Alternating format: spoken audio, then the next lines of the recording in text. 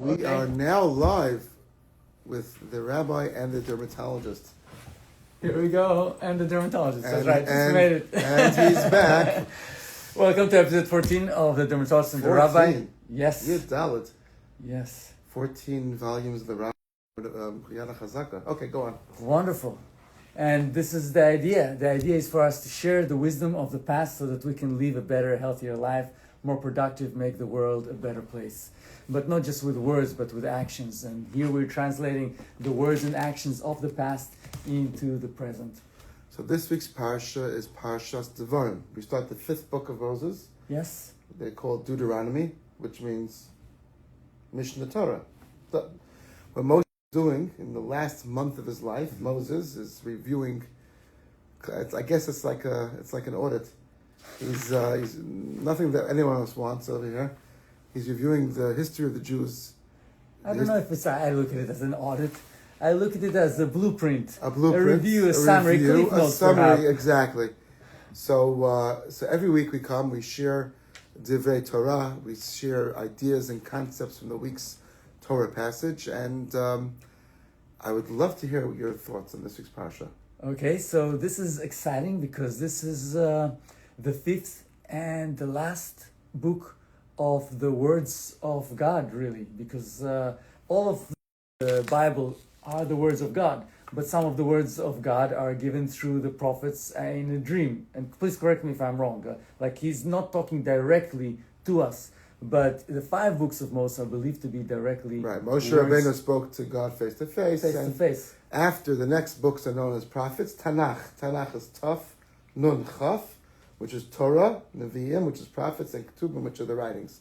So the total, there are 24 books. This is the 5th book of Moshe Rabbeinu, which is the Torah which he brought down from Shemayim, and this is the final month of his life. It's unbelievable.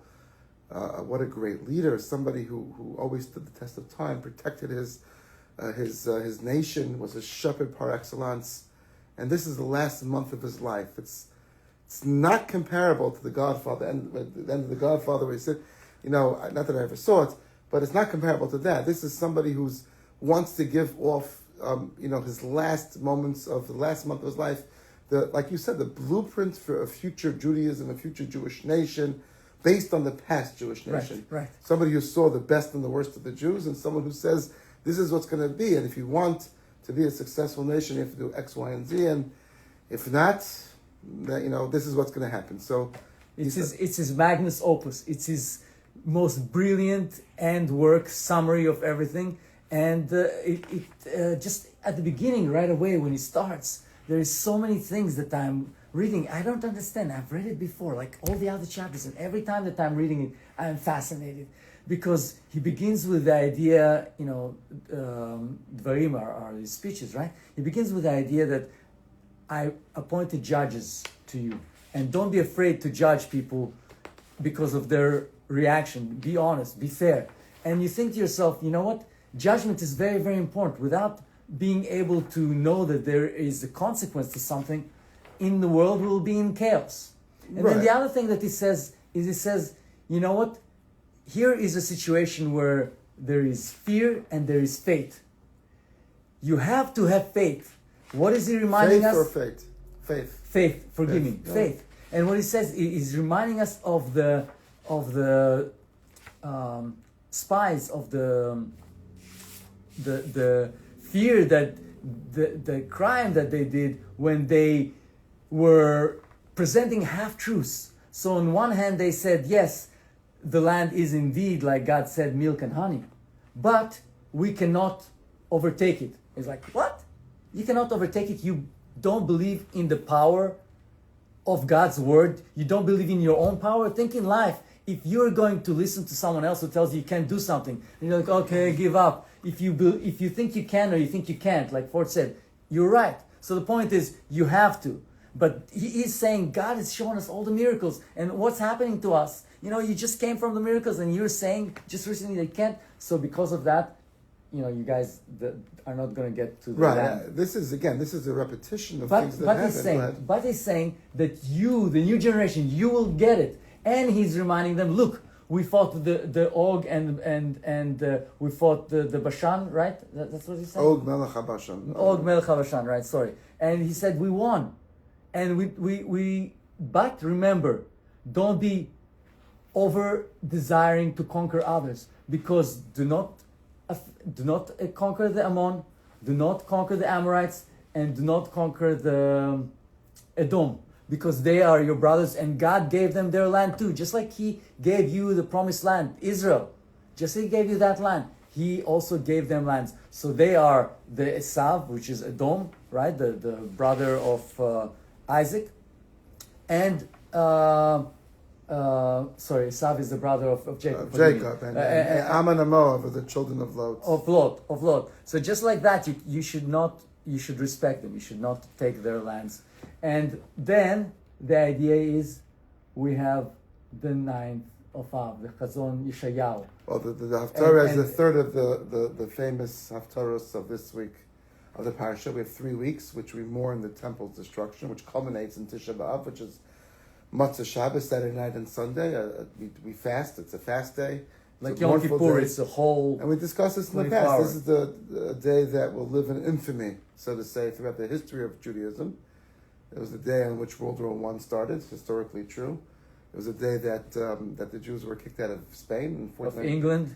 1492. 1290. You said that was also Tisha B'Av in 1290? Yes, 1290. The Crusades. There are many things that happened that were terrible to the Jewish nation over the centuries. The Bar Kokhba revolt, 133 sure. C. The Beitar was that destroyed. led up. Many of the Kinnis Lamentations, which we speak about, sitting on the floor mourning. It was an interesting apocryphal story I heard from. Such an interesting thing you brought up. Do you mind if I? Please, no. So there's an apocryphal story that Napoleon Bonaparte was once walking in, I guess, France and any of the lands that he conquered. A genius of a vicious ruler he was. I guess he always had a chip on his shoulder, his short shoulder. Whether he was a fan of the Jews or not is out for lunch. I'm not sure. Anyhow, so apocryphally, once he saw it, he was walking around and he heard moaning and groaning, wailing from a shul. He looked inside and he saw all the Jews sitting there, people sitting on the floor, like people that are mourning. We know what it is, but he didn't. He said this. I guess his Jewish, one of the generals. One of the generals goes, "What's going on?" And he goes, "Oh, the Jews are mourning the temple's destruction." I didn't hear about it. It wasn't on CNN or MSNBC or Fox. I didn't hear about it. So again, this is apocryphal, obviously. He says, "No, about 1,500 years ago, 1,700 years ago, excuse me, there was a destruction of the temple in Jerusalem." He goes, "A nation, a people that doesn't forget what happened and still remind themselves of it and still live it will never be able to be destroyed, Baruch Hashem, I guess, and will live on forever." And again, it's apocryphal, but the line is true. And I want to go back a little bit to the parasha, meaning Chazon Yeshayahu, the haftarah from the prophet that we read, the vision of Isaiah every week on Shabbat, when historically when the Jews were being persecuted through different lands and we weren't able to read from the Torah, they actually started reading from the prophets. And was that during the Greeks? Forgive me for yes. interruption. Okay. And afterwards, when we were able, the law says we were able to read from the Torah, we kept the custom of reading from the prophets. And the prophet reading has to do with the time of the year or with the parsha itself. This week is Yeshaya's vision of why there was a destruction and the rebuilding of the temple. And I just want to go back to the beginning. Moshe Rabbeinu, in the beginning of Devarim, the beginning of Deuteronomy, Eila hadvarim asher diba Moshe al kol bnei Yisrael. Why is Moshe reviewing? He's not auditing. We don't just Jews. We don't like that word, but he's reviewing. He's having a 2020 hindsight Monday morning quarterback type of discussion. How did we do good? How did we do bad? How did we be better? Debrief. Debrief. Every even war they have a debrief. I think the idea is we're dwarves. I think you like this line. Moshe Rabbeinu, our teacher, understands we're dwarves standing on the shoulders of giants. As Lahavdil, Napoleon apocryphally said, we're not Jews in 2025, we're Jews based on the last 3,500 years, all the way back to Abraham, all the way back to Moshe, back to the desert, back to the first temple, to the second temple, to the destruction of the temple, to the exiles, to Babylonia, and then to Europe, and then to Spain, and then to Africa, and everywhere the Jews were exiled to and set up shop and were successful, then kicked out. The whole history of Judaism is we're not living in a microcosm of 2025. We are living as a nation with thousands of years of history that we live. We're dwarfs standing on the shoulders of giants. That's the idea. By the way, this morning when I was walking, I met one of the people from Russia. He's a very famous pianist, and he was lamenting the fact that in Russia they took away that root, because I was telling him a little bit about the ninth of Av, and he was listening, so interested, so eager. He's got kidney issues, got other issues, but he was listening with so much. He wanted to suck in that information, because that root he feels. So bring him Sunday morning to sit on the floor. No, but the point is, we all are that way. Yes, we Stalin did a great job of erasing Yiddishkeit, Judaism from the Jews of Russia. Absolutely. But there's a pintel yid. There's a nuance, a spark of a neshama in every human being, and there's an ability to go ahead and relive the history, because that's built within our DNA, as we discussed many times. So Moshe Rabbeinu, in this week's parasha, you look at it. You look at the Art Scrolls version, or the Israeli Bible, or the Mikros Gedolos, and you're going to learn the parasha as we're supposed to do every single week, because we're not just learning it for the first time, like this is the Russian pianist, right? We're living through it for thousands of years, and what's Moshe Rabbeinu review? What's the purpose of review? It's to solidify the ideas and the ideals, the attitudes, the loyalties, the values. And what do we do Friday night on a Shabbos table? What's, again, besides celebrating Shabbos? How was your week? How much anti-Semitism did you get approached with? Right? In America. What are the Jews going through? Nebuch, my point is, the review is not always supposed to be only happy. It could be sad. But if a person recognizes and reviews and understands what life is all about, how many people write, ever see someone writing an ethical will to their children? I've read about those things. I've never So seen there's a financial will, which we hope everybody writes for their children and benefactors. And then there's an ethical will. And I read a book years ago about this, and there was a guy who wrote an ethical will to his children. And he writes that I started talking to my kids about what my values are. And I realized after 30, 40 years of living with them that they don't know who I am at all. You told me about that story. Right. I want you to share that. He said, I value X, Y, and Z, and my kids don't care a blasted, whatever about this at all, which tends to happen with parents and children. But if we don't communicate as Jews, the Torah, the Talmud, the Mishnah, the Halacha, Jewish history, our values as Jews, our values as parents, our value as loyal citizens of America, if we don't go ahead and... As human beings. To create a thriving, successful, healthy universe. Yeah, and I think, and I may be blasted for saying this, but I saw there's a very interesting, a very horrible article in the Free Press. Barry Weiss's new media. The Free Press is a conservative site it was started by Barry Weiss. She was the editor at the New York Times and the Wall Street Journal. She's actually of Jewish descent, a wonderful person, and she built this website called the Free Press.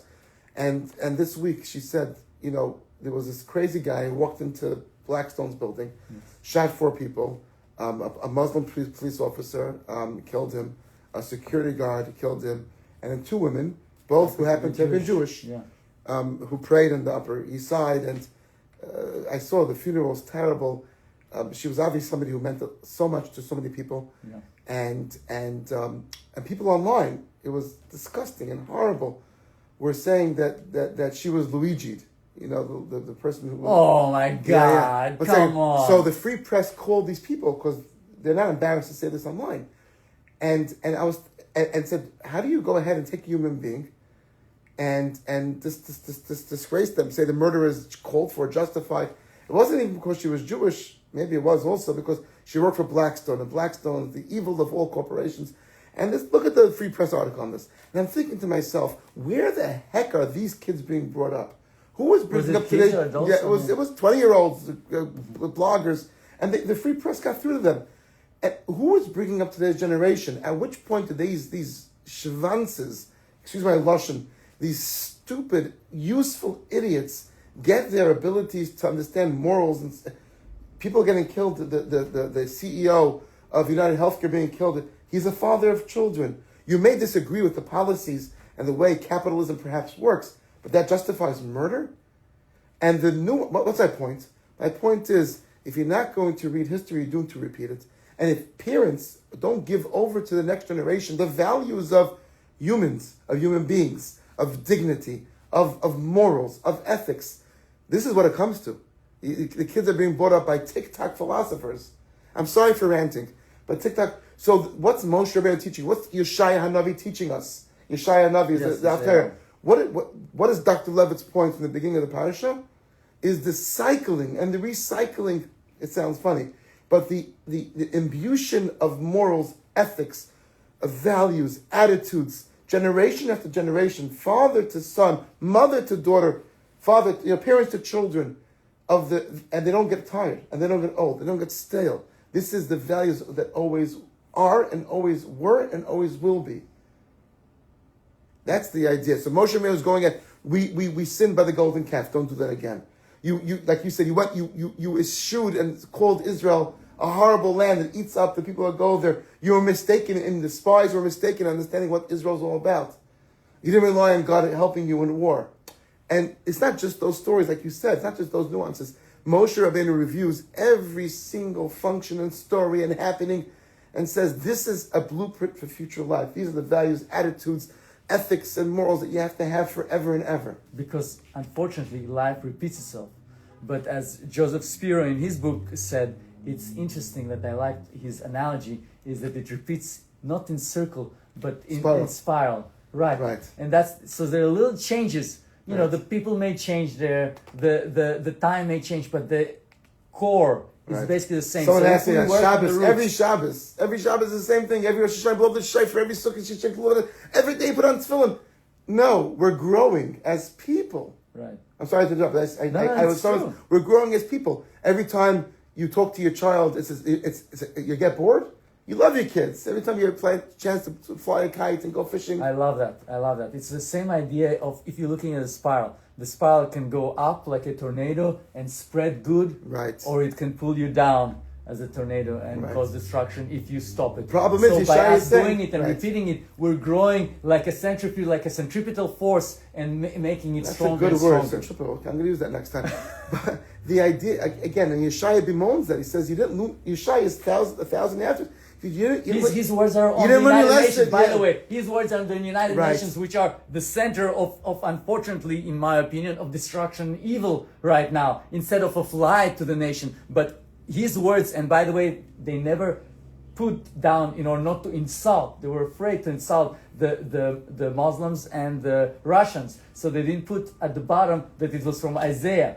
Okay. The words, and nation shall not lift arms against nation. Yeah, definitely want peace, but this is the same Isaiah. That's what I'm saying. It's the same Isaiah. Remember the story we spoke about Isaiah, Joshua Bell, the violinist? No, I don't remember. It was a great story. You can look it up on YouTube. One of the most famous violinists in the world today is a guy named Joshua Bell, and he was playing in Washington D.C. concert hall many years ago. I think the tickets were going from 500 to 1,000 to 1,500 tickets, millions of dollars he was making on his concert tours. And they did a social study where they placed him dressed incognito in the Washington Penn Station. And people were, you would think that this guy's commanding millions of dollars for, he's the best violin, he's playing his Stradivarius. He has Stradivarius violin, which is what's worth, I think, $4.5 million at that time, in Penn Station in Washington, D.C.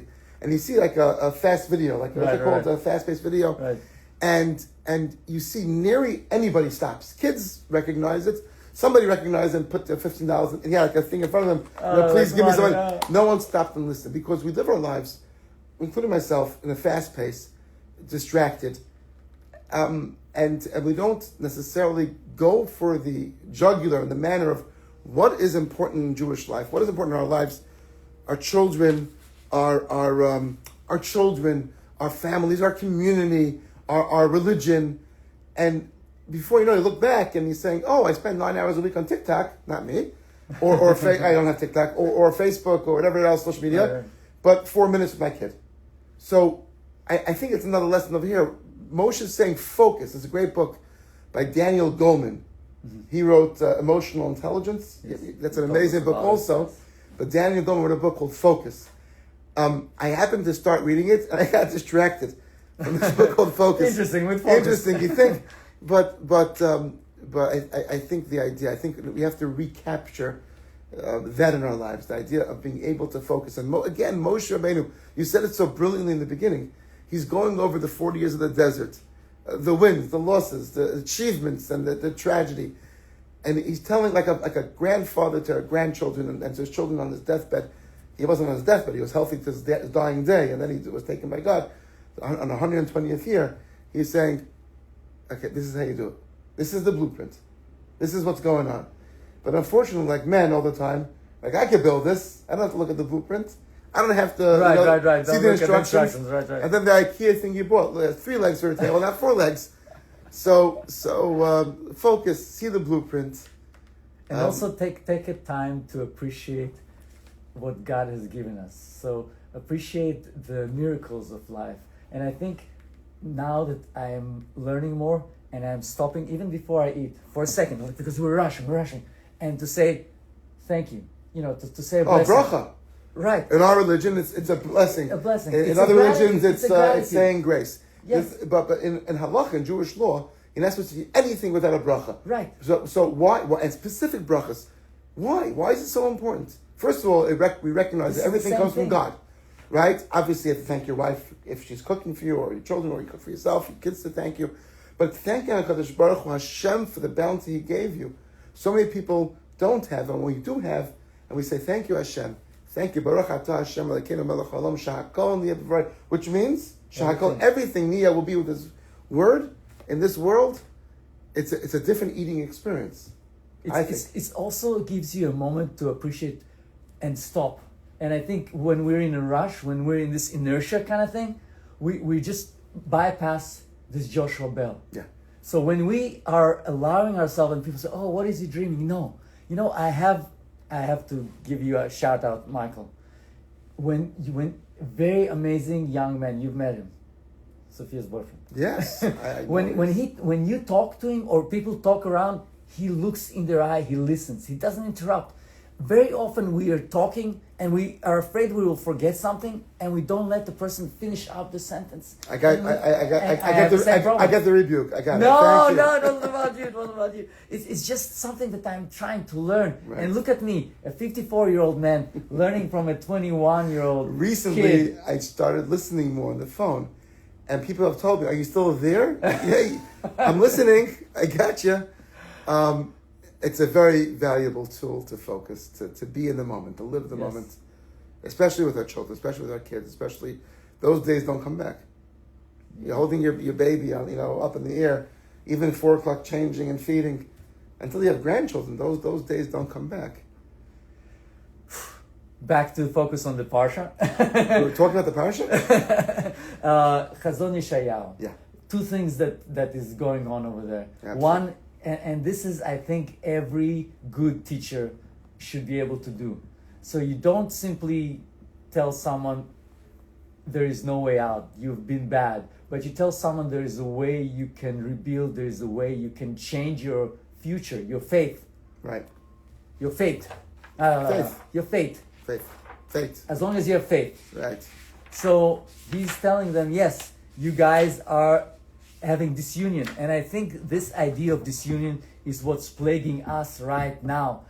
Politically, culturally, in New York, in the US, around the entire world. And that will lead to our destruction. If you look at the British, they say divide and conquer, right? That's how they handled their entire empire. That's why Africa is divided into nice geometric squares. Some are sitting out there, just divided into squares. Tribes internally are fighting, and they would be managing them. Divide and conquer.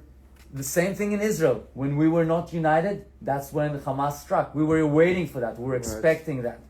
The same thing happened on 9th of Av, which is happening, which we're, kind of having to remember starting Saturday night when the stars... Well, the Gemara, the Talmud says that the reason for the destruction of the first temple, which lasted 70 years, the exile, was because of the 3 big sins, idol worship, murder, and illicit relations.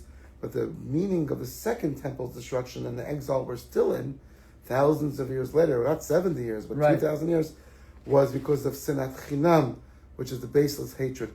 I heard a fantastic story. Can I share a story? Please. So Rav Kook, the first chief rabbi of Israel. Abraham Cook. Isaac Abraham. He was the first, a fascinating individual, the Talmud Chacham, somebody that was head and shoulders above others in Jewish philosophy, a very controversial figure, though, in the beginning. He was once giving a lecture in a synagogue in Jerusalem, and a person that didn't like him ran in and embarrassed him in public and screamed at him, and he took it in stride. He was an elegant person, and the person that, said whatever he said was kicked out of the synagogue, and he continued his lecture and finished. A couple of months later, he was a chief rabbi, so chalukah, which means money that came from outside Israel to help the residents of Israel to survive, especially for Passover, there were charitable monies that came in. And his gabbai, his secretary, said to Rabbi Cook, this person was the guy that, he was on the list, but he was a terrible person to you. He hurt you, he embarrassed the rabbinate. Perhaps this year he shouldn't get his chalukah, he shouldn't get his for Passover. And Rav Cook said, absolutely not. Because you know why the destruction of the temple happened? Because of sinat chinam. Baseless hatred. Do you know why and what will cause the unity and the remedy for sinat chinam and the third bet? What's going to cause that? What's the opposite of sinat chinam? Ahavat chinam. Okay, how do you get there? He asked his secretary, and the person turned to Rav Kook and said, "You tell me." He goes, "It's not doing favors for people that you like. You like people, you do them favors, that increases camaraderie. Having a beer with a friend of yours, or a glass of wine, or a Diet Coke, or a Kiddush, that's nice. And singing together is also nice. But what's going to unite people? It's when you see people for who they are, and not the idea that you're fighting. When you recognize the essence of human dignity, and especially, he says, when someone, this is a Yiddish term, geschmetters you in public, when someone smacks you in the face, and you could go ahead and say to him, I hear you, I'm bothered, but I'm good. We're going to get past this. And not hold a grudge. And not fight. That's true strength, all I can say. And since October 7th, I've heard from people in Israel that what happened before October 7th and Yom Kippur in the fighting during Yom Kippur, which is the biggest avla, and it was a horrible show of disunity. Since then, I guess one of the positives, one could say that, was the fact of unity in Israel, the Jews worldwide.